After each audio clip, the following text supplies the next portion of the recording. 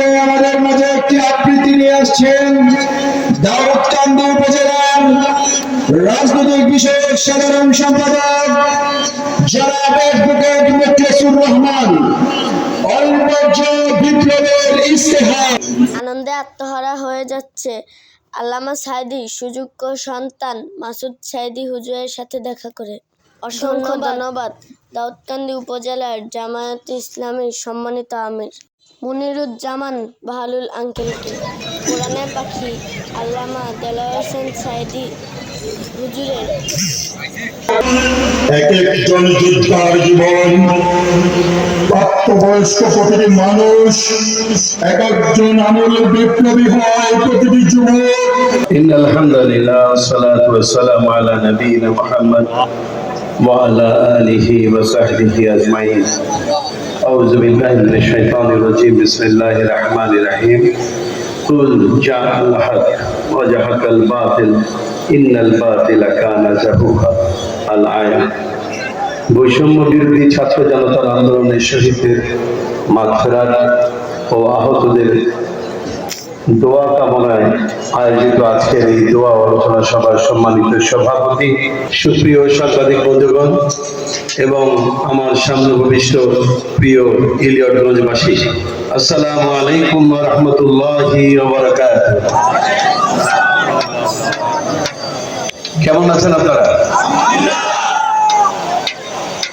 যেমন ভালো আপনারা আছেন, আপনাদের চেহারাগুলি দেখে যেটা বোঝা যায়, যেমন ভালো আপনারা আছেন তেমন করে আল্লাহর শুকরিয়া আদায় করেন নাই। আচ্ছা বলেন তো, আজ থেকে 3 মাস আগে জুন মাস বা জুলাই মাসে সেই রবের শুকরিয়া আদায় করবেন না? তাহলে হৃদয়ের সকল মাধুরী দিয়ে, শরীরের সমস্ত শক্তি দিয়ে মহান রবের প্রশংসা করি, বলি আসুন আলহামদুলিল্লাহ। আল্লাহু আকবার। আল্লাহর এই প্রশংসা আরশে আজিমে পৌঁছে যায়। আমরা কিছুই করতে পারতাম না যে আল্লাহ যদি আমাদের প্রতি দয়া না করতেন। এই স্বাধীনতাও পেতাম না, এই বুক খুলে কথা বলতেও পেতাম না।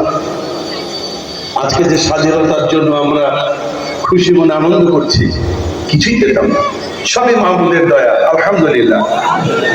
প্রিয়, যখন শেখ সাহেব ক্ষমতা, শেখ সাহেবের মৃত্যু মাত্র 3.5 বছরের ইতিহাস, আর তার কন্যা 18 বছরের ইতিহাস, এলো হত্যার ইতিহাস, দুর্নীতির ইতিহাস, লুটপাটের ইতিহাস। আমরা দেখেছি বাংলাদেশে যখন দুর্ভিক্ষ চলছিল তখন শেখ সাহেবের ছেলে ব্যাংক ডাকাতি করে সোনা লুট করে বিয়ে করেছিল, আর তার কন্যা শেখ হাসিনা ক্ষমতায় আসার পর গত 15 বছরে বাংলাদেশের ব্যাংকিং খাত থেকে প্রায় 90,000 কোটি টাকা লুট করে নিয়ে গেছে। ভূমি মন্ত্রী, বিদেশে তার বাড়ি পাওয়া গেছে। কতগুলি বাড়ি জানেন? কয়টা? 640 মাত্র। যদি হয় 640, তাহলে সেই বন্দির গডমাদার যে খুনি হাসিনা, তার কয়টা বাড়ি? হাসিনা নিজেই বলেছে তার গণভবনের পিয়ন তিনিও নাকি 400 কোটি টাকার মালিক। আল্লাহ জবান থেকে বের করে দিয়েছে। যেমনটা এই ছাত্রদের কোটা বিরোধী আন্দোলনের সময় আল্লাহ তার জবান থেকে বের করেছিলেন রাজাকারের নাতিপতি।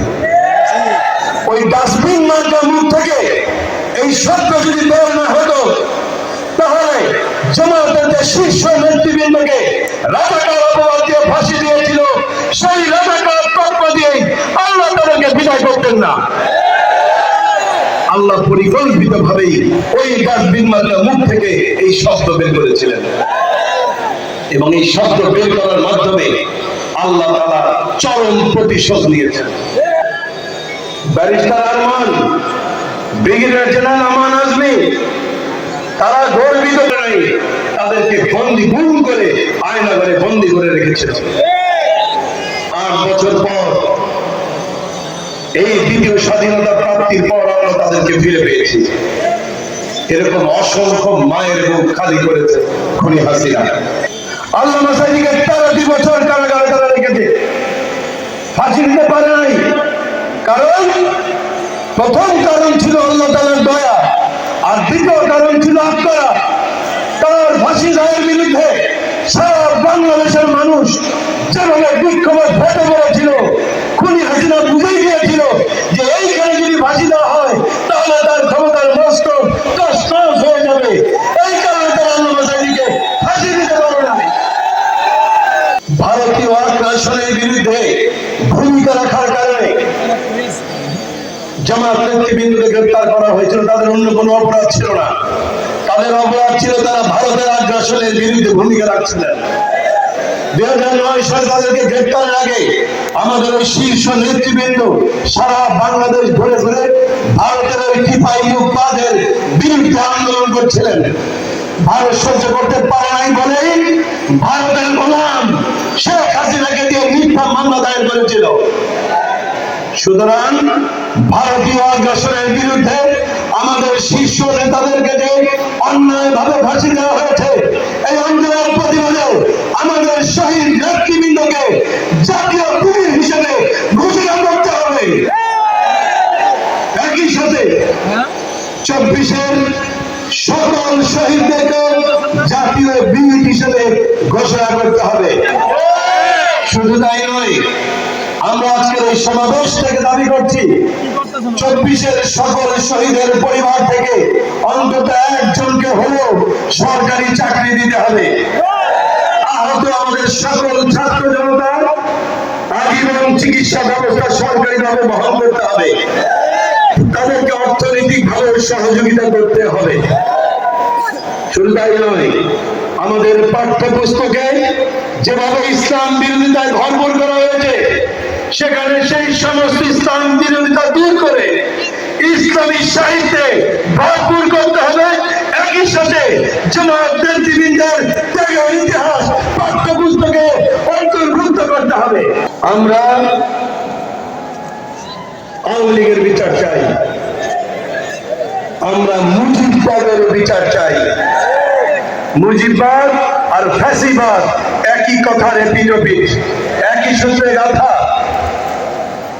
কারণ শেখ মুজিব ক্ষমতায় আসার পরই বাংলাদেশের বিরোধী মতের সকল নেতাকর্মী, প্রায় 10,000 নেতাকর্মীকে হত্যা করেছিল। ইসলামী রাজনীতি বাংলাদেশ থেকে নিষিদ্ধ করেছিল শেখ মুজিব।